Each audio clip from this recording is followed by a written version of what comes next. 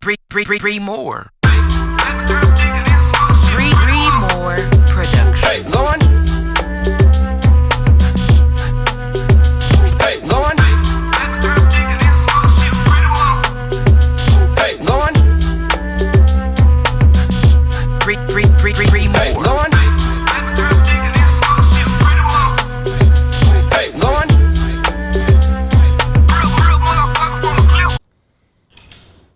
This is the interview that everyone has been waiting on due to the fact, especially if you've been in the studio. The Bree More Productions Creative Lab. You have noticed this beautiful painting. It's been up for a while, but it's also highly requested. It really is. Like, people have tried their best to like match their outfits to this painting, match their sets, podcast sets. Like, it's been very popular. And I know how artists feel about their yeah. So Stormi, thank you so much. Most of all, thank you for expressing yourself in the Bree More Productions Creative Lab. It's very, having me. of course. And most of all, thank you for, giving us your time today. Thank you for having me. Thank you for your time. Thank you. All right. So, where are you from? And how does that affect your art? Well, I was born in Dallas, but I'm from East Texas, so I'm from Texarkana. How does that affect my art? Being a country girl, and I can, people say they can hear it when I talk. I can't hear it, but anyway, that's neither here nor there. But it informs my work. I think it brings a certain earthiness to my work. I really love being in the country, especially down home where my mom and her family is from. I like being down there, and a lot of my work, especially my older pieces, I painted on wood. So everything, I love wood, so I would just grab a little scrap piece of wood and paint on it because I love to smell it. I love to I incorporate the earth in any kind of way I can. So a lot of my pieces or have like really vibrant colors that I've seen in the country. Lots of greens, lots and lots of greens, and pinks. My grandmother used to have this tree. I forget the name of it. It had these pink blooms on it, and so I incorporate pink a lot in my work. I think that's how just the colors and how it makes me feel like to flow a lot. So you see a lot of curves in my work. That's beautiful. It's more of a natural way of things, and you see the beauty in nature. That's what it sounds like. You know what? Country living, what have you? Yes, you can walk around barefoot and not step in stuff. It's different. It's really different. People don't have, I love dogs, I love fur babies, but it's not like you can walk around and be free. I have an uncle who now just still walks around barefoot. Shoes are an option, and you can smell things, you can hear things that you don't hear in the city because it's covered up by trucks and planes and all kind of stuff. In the country, you can hear the insects. You can hear the cicadas. You can hear the wind. You know what my favorite is? What? The stars. I love the stars. I love the stars so much. Yeah. That even like when I'm here, I'll go to the lake and I'll just look at the stars.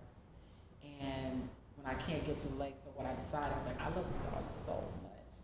I got this projector in my room, so that when I feel like looking at stars, it projects onto my ceiling and on the walls and all that kind of stuff. Oh, that's dope. So, Yeah.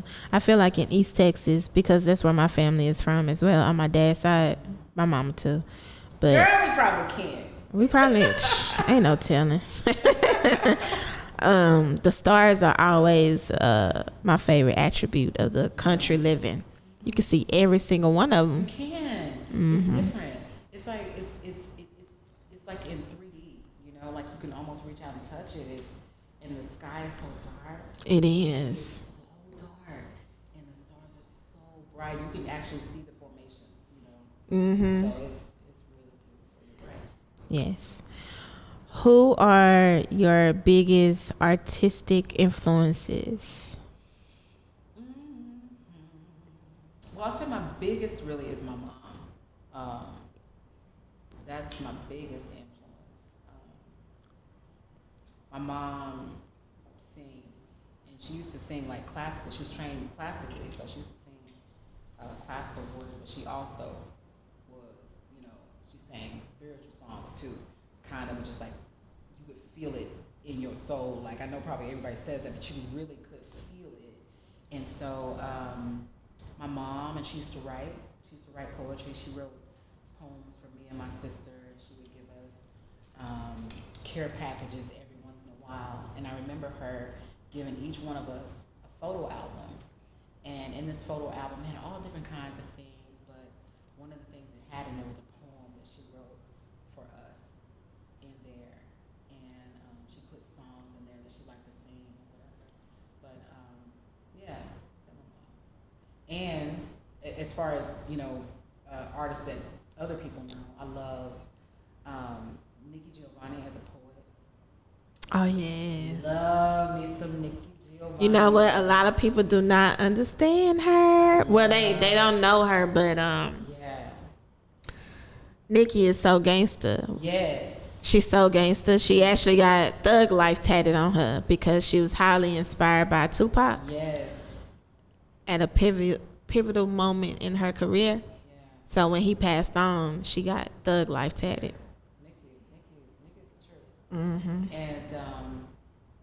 And I love Romare Bearden as far as visual art is concerned. Basquiat, I love Basquiat. I love Picasso. I remember the first time I saw a real Picasso. I was at the Smithsonian, and I near about cried. Oh, wow. Yeah, but I sat down and I was like, I gotta write a poem. I gotta write a poem. It moved me that way, and it wasn't a painting. It was a sculpture. Mm-mm. And it was just beautiful. I love his work. That's amazing. You have great influences, I would say. Very authentic. Tell me more about your favorite medium. My favorite medium is acrylic. I love acrylic because it's quick and it's bright. It makes me work really, really fast. I've tried oil before, but it takes so long to dry, and you need so much ventilation. But I like the smoothness of oil and all that. But acrylic is my favorite. Yeah, I like to sketch too, but I think acrylic's my favorite. Do you think in art there's a such thing as messing up? No, you never mess up. Mm-hmm. You never mess up. I've had so many happy mistakes. You know what I'm saying? Like, I'm like, okay, I have this vision of what it's supposed to look like or what it looks like in my head. But when it gets to the canvas, it's something different. It's like, oh, okay, that's a surprise. Let me go this direction. Right. Yeah. No mistakes. No such thing in art. Mm-hmm. No mistakes. Do you apply that to life? I do now. I used to not, but yeah, I do now. Yeah, absolutely, I do now because I give myself grace with whatever I go through. It's like, I think that before in life, going through this stage of life, is like, I gotta get here, I gotta get here. But what's the rush if I'm on my own timeline? If I'm on my own timeline, there are no mistakes. It's just, I'm gonna take this route to get there. I'm still getting there. But this is the way I'm going this time because I took a little detour. But I'm always gonna go the same direction that I'm intended and destined to go. Same destination. Yeah. Do you think detours are a sense of protection? Sometimes they can be. I think sometimes detours are protection, at least in my life, and sometimes, depending on the detour, It's a lesson. It's a lesson, That yeah. needs to be learned. And I think that if, at least in my life, that if the lesson is not learned, the lesson's repeated. So you might drive in a circle one time or two, you know. Yeah. I like that. Describe how art is important to society. How many ways?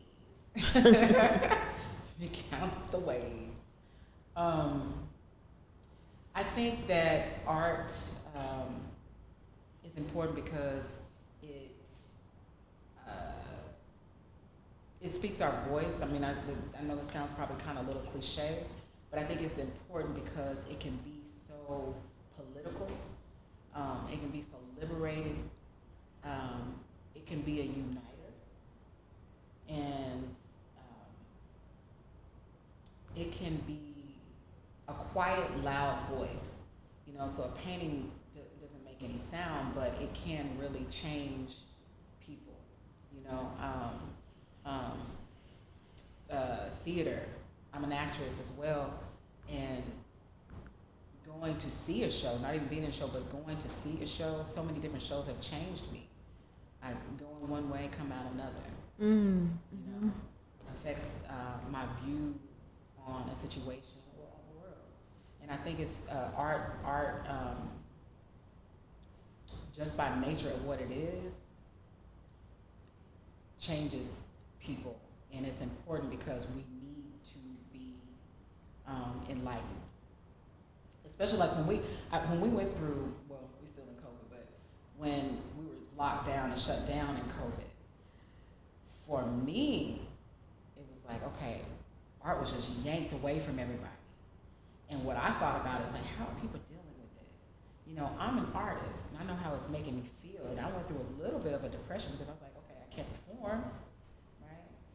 I started painting, but there are different outlets to me as an artist. But I'm like, for the rest of the world, you can't go to the movies, you can't go to a concert, you know, you can't even go to the restaurant and hear the jazz artist play, you know, and how does that change the mechanics and rhythm of your own home when you don't have an outlet, you know, and those things are outlets for us.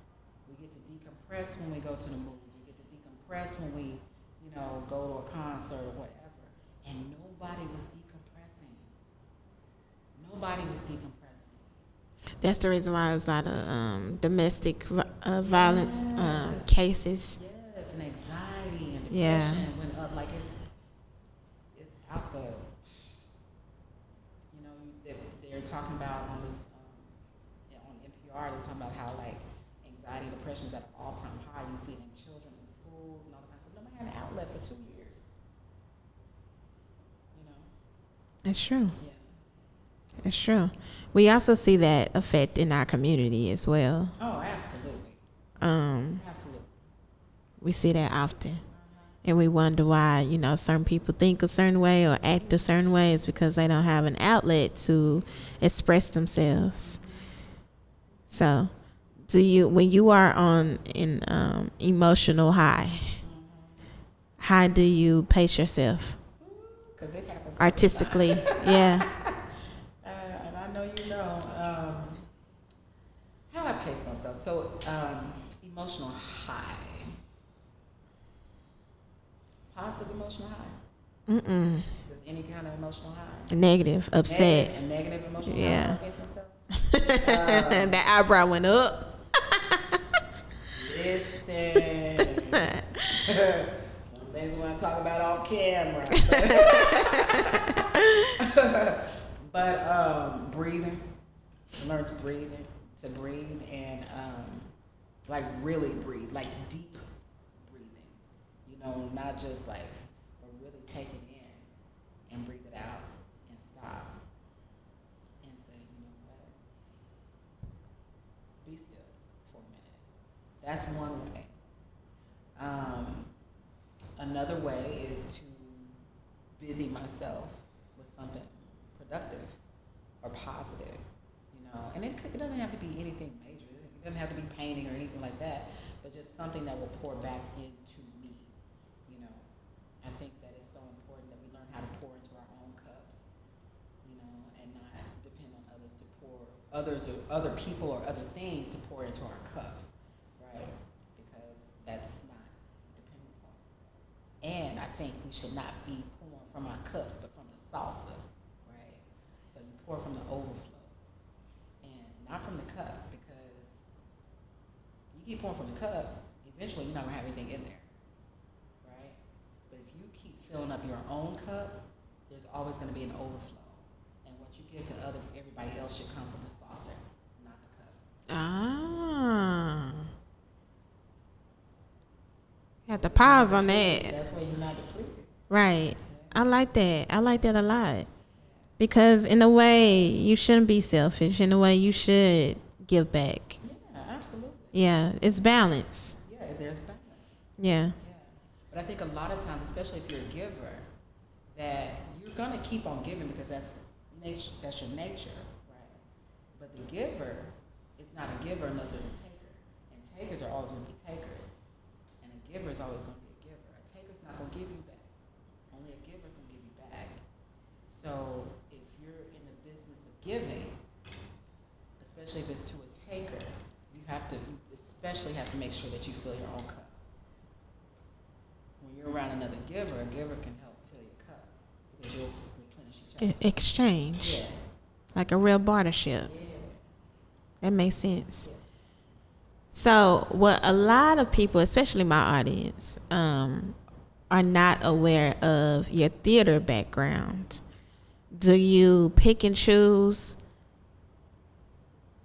how you express yourself artistically? Do you have a theater season and do you have an art season, or is it just? I used to never paint when I was doing theater, and I used to never paint while I was in theater season, right?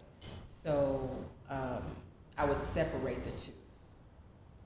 But now, after I'm past the learning process in theater, the rehearsals and all that kind of stuff, I give myself permission to use other outlets, right? Like I don't have to keep art separate. I don't have to keep the poetry separate. I can do it now, right? And I think that being an artist is like it's like the infinity symbol. Like you never stop creating. Like the word itself, create, means that things are always ongoing. Create, things are always ongoing. And so you don't stop.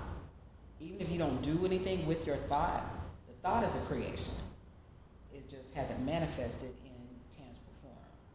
So now I paint whenever I feel like it. I write whenever I feel like it. But I don't really force anything unless I have like a deadline or something like that. Yeah. But no. Yeah. When is your favorite time of the day to create? Late at night. As far as painting is concerned, and I love the quiet, and so I like to paint. Like I don't know, anywhere from it may start at like in the evening, but go until I stop. It could be 3-4 o'clock in the morning. I get carried away. But as far as writing is concerned, sometimes it just hits me. I could be driving, and it's like, okay, there's a poem, and I can't write it down, so let me put it in my recorder. So I just let the writing take place whenever. When you say recorder, are you talking about like recite it? Mm-hmm. Oh, so you actually voice memo. Uh-huh. Oh, wow. Yeah, voice memo. I used to keep a notepad by my bed, but the poems didn't come that way all the time. It wasn't always when I'm by my bed. I could be out at the store or something like that. It's like, okay, it's inconvenient that it's popping in my head right now, but I gotta write it down. I was saying, it's not gonna leave me alone, so let me go ahead and write this down. So I'm going about my business, and or record it so I can go ahead and get the idea out and come back to it later. I tell people all the time, when you get those urges, It's God speaking to you. It is. It's nice little whispers, you know. Yeah. It's It's alarming, but at the same time it's gentle. It's not.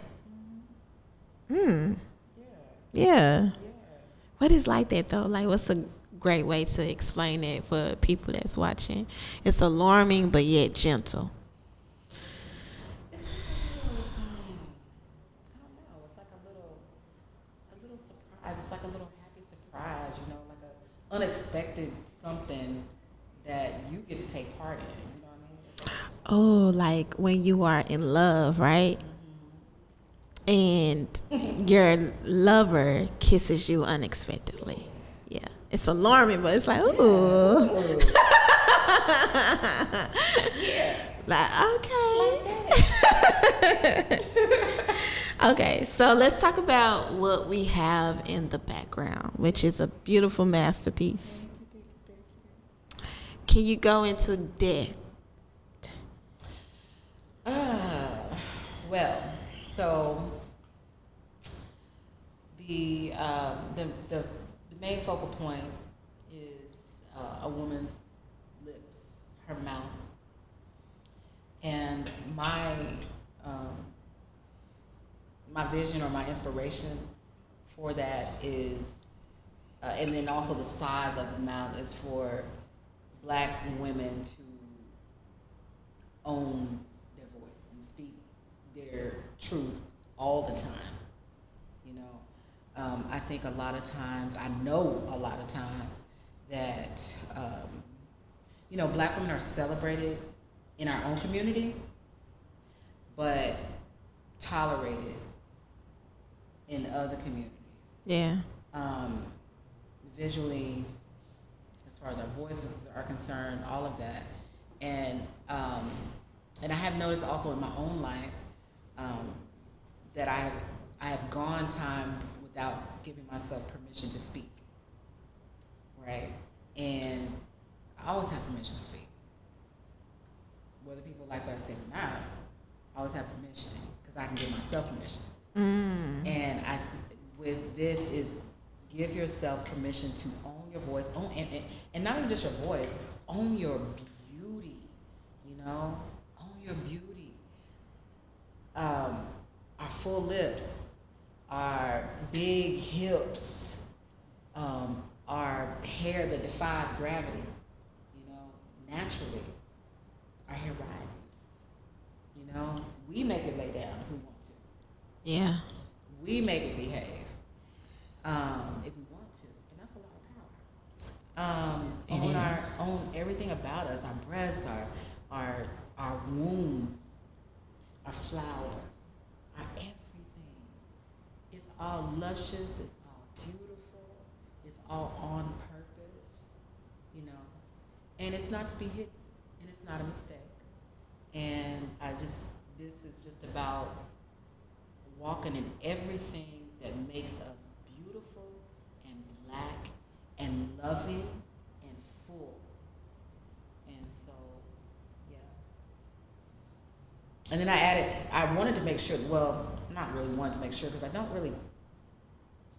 I'm not focused on what people think about my artwork necessarily. I think that people get what they get, and whatever they get, hopefully, it speaks to them in a positive way. But when I was making her eyes blue, you know, my grandmother's eyes were blue.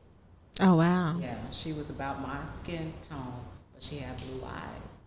And so that is a tribute to my grandmother. But when I was painting, I was like, she got blue eyes. It's not to see this afro and to see blue eyes, something that is not usually attributed to Black culture and in our ethnicity. But I'm like, that's not an assimilation, anything. Right. That's my great grandma. Right. There. So that's what that's about.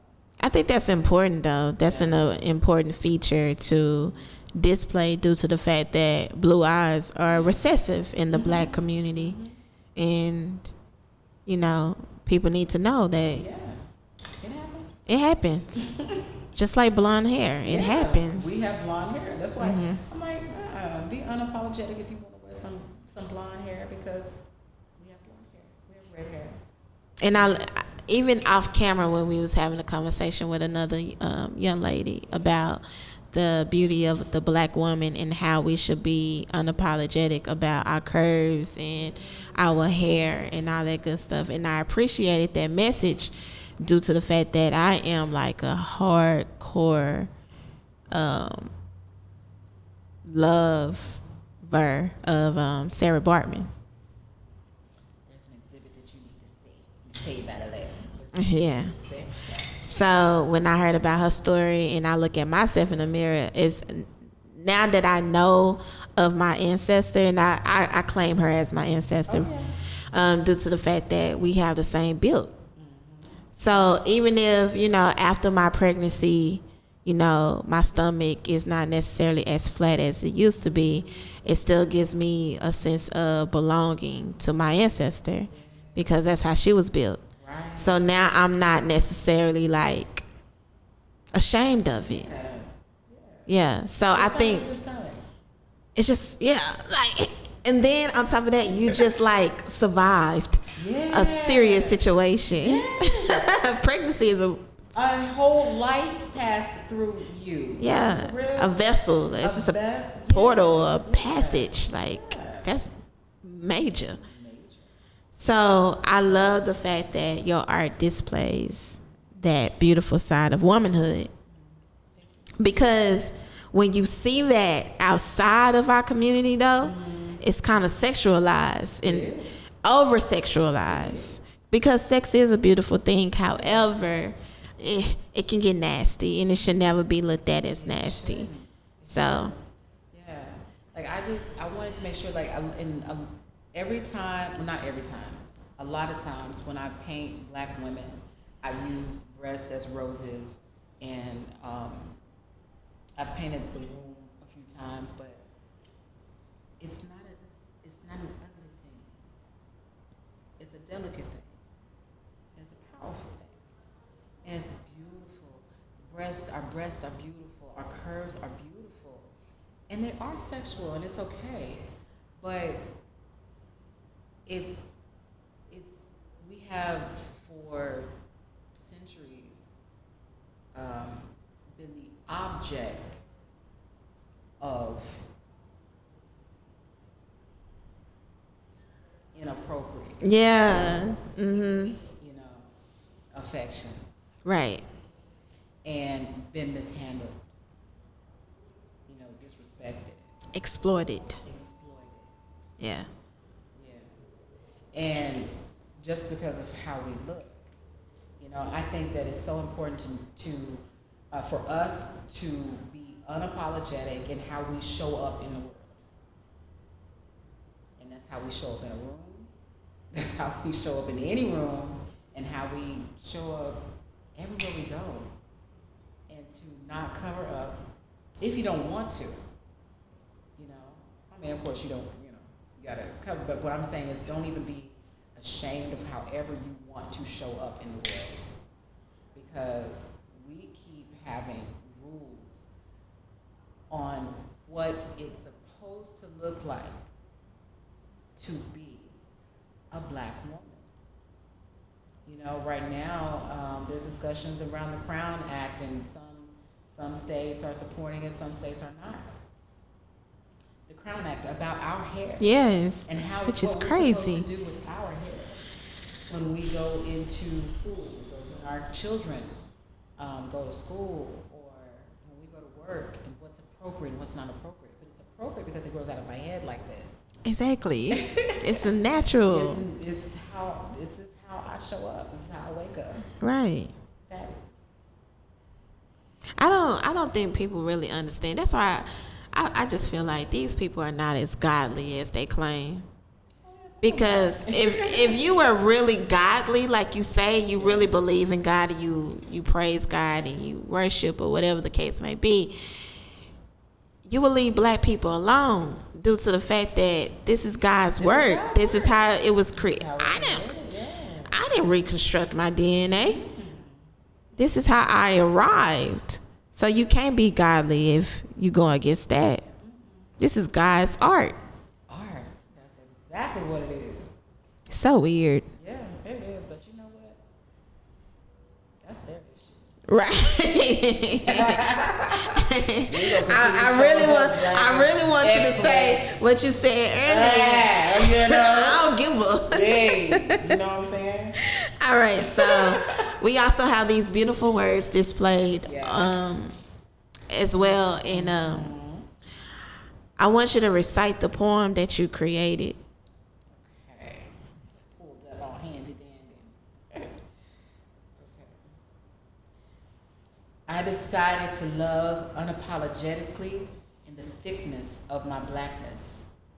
I took my royal, exquisite, intelligent, beautiful black self up into my own arms and squeezed her tight. I rubbed my back and told my lips, you are the embodiment of revolution. Speak your truth. Speak your truth. Preserve your youth when you release others' perception of you from the sacred spaces in your mind and heart and place it exactly where it belongs. Nowhere near you, goddess of all things glorious. I decided my breasts are roses from an exotic land. My delicate flower has infinite power, and my womb incubates ideas, elixirs, and is a brokenness fixer, whether it's carried children or not. I give birth to healing and change. My eyes blue like my great-great-grandmother with her sweet chocolate skin. My mama gave me my courage, my consciousness, and creativity. She sang spirituals into my soul. My veins transport her rhythm, and I am her within them. My grandmother recited poetry from her porch. She poured promise into me. That's where I come from. That's where I come from. That's the clear water I swim in, the red dirt I was molded in, and the moonlight I bathe in all day long. I give my energy, wisdom, and healing to my daughters, nieces, sisters, and sons. I am woman.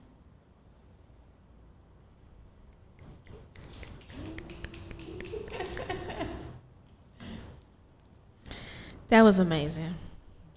And I hope that people that was not able to, visit the studio is able to take away from that, because I think that message is very important. Thank you. So thank you so much for being great. Thank you for being great. Thank you for being great. Thank you for Tell giving the us space to show up. people. Right. It's very, I think representation matters. Oh, it does. It does. It does. In a positive, even sometimes negative. Yeah. This is my first mural. Oh, really? I'm honored. I'm honored too. This started out like I drew it on a little bitty piece of paper. Oh yeah, you sent me the text message, Yeah. and I was like, okay, dope, because I love art. Period. You know what I'm saying? Like, I just feel like it's just so amazing. You never know what might come out of someone due to the fact that we all have our own experiences. Yeah. So, yeah, I just loved it. It's just amazing because that's something that somebody thought of came from their mind, and now it's out there where you can actually see their mind And touch it and touch it. and experience it. Yeah. Yeah, that's dope. That's God. Okay, well, tell the people how they can keep up with you and most of all your art. Okay. So my visual art can be found at on Instagram at _PetraIka art _. So it's PetraLka RT. PetraIka is my middle name. So PetraIka art. And as far as theater, acting, or anything like that is concerned, I do have a Facebook page. page. Yes, that you I'm do. terrible about promoting, but it's Stormi Demerson, and that's what I perform under. And I have a play coming up in August.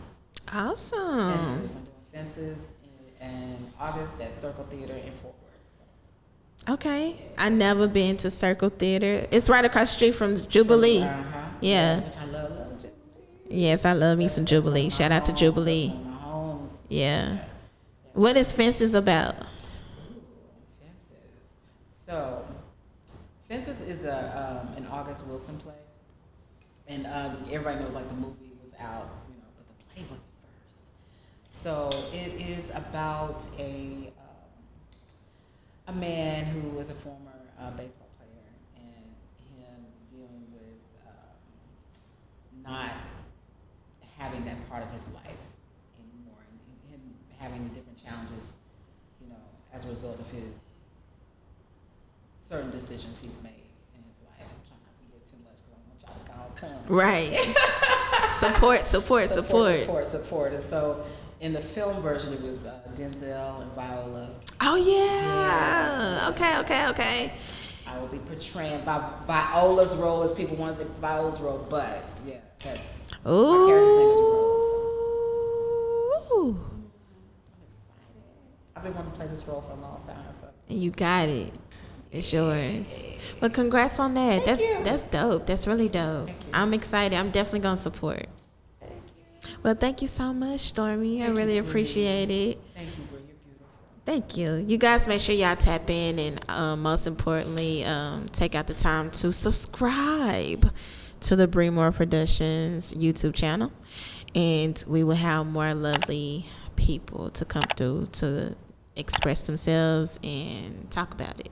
So make sure you subscribe, and leave a comment below, and ask Stormi a question or compliment Stormi, uplift Stormi, whatever the case may be. I accept all the love. Right. All right. Until next time, stay dangerous.